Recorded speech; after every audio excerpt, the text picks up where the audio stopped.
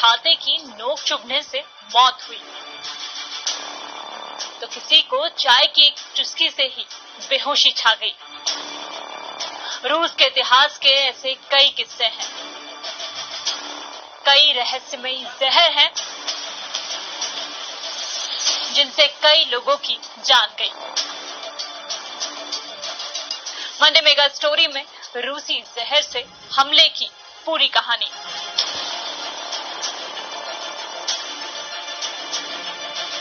Ukraine में रूसी तांडव से हर तरफ तबाही का मंजर है।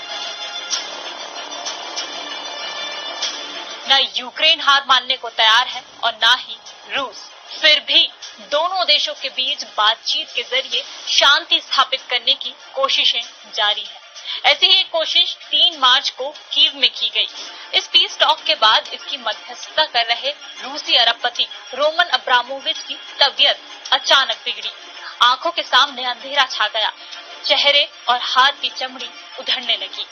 ये सभी जहर के लक्षण थे। खबर आते ही शक के घेरे में आया रूस। फौरी तौर पर रूस ने जहर से इनकार किया, लेकिन ऐसे हमले करवाने में रूस का इतिहास स्याह किस्सों से भरा पड़ा है। शुरुआत चर्चित मामले से। साल 1957, जहर थैलियम, पीड़ित निकोलाई खोखलोव।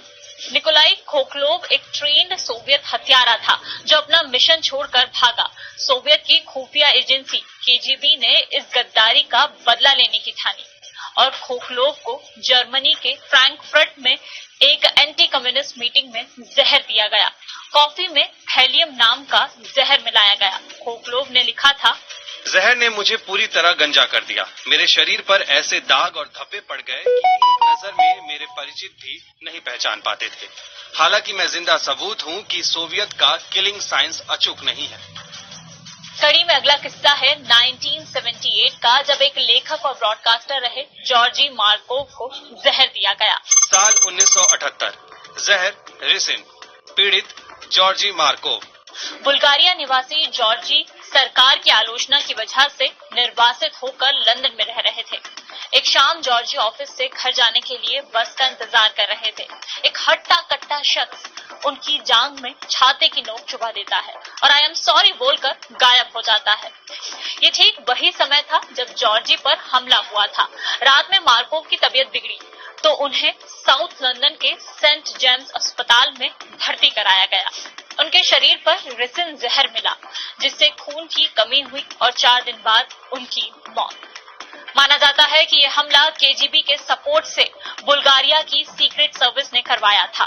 अब आपको एक ऐसे हमले की कहानी बताते हैं जिसका मौजूदा रूस और यूक्रेन युद्ध से सीधा संबंध है। साल 2004, जहर डाइऑक्सिन, पीड़ित विक्टर युशेंको। 2004 में यूक्रेन के राष्ट्रपति पद के लिए 2 उम्मीदवार थे, यूरोप समर्थित विक्टर युशचेंको और रूस समर्थित विक्टर यानुकोविच। यूरोप समर्थित युशचेंको को डिनर के दौरान चावल में डाइऑक्सिन जहर मिलाकर मारने की कोशिश की गई। उनकी मौत तो नहीं हुई, लेकिन चेहरे और शरीर पर खतरनाक दाग और धब्बे बन गए।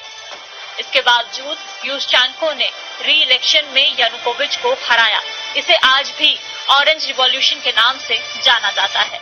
कड़ी में अगला किस्सा भी 2004 का है, लेकिन इसमें किस जहर का इस्तेमाल हुआ ये आज तक किसी को नहीं पता है। साल 2004, जहर अज्ञात, पीड़ित एना पोलितकोवस्काया।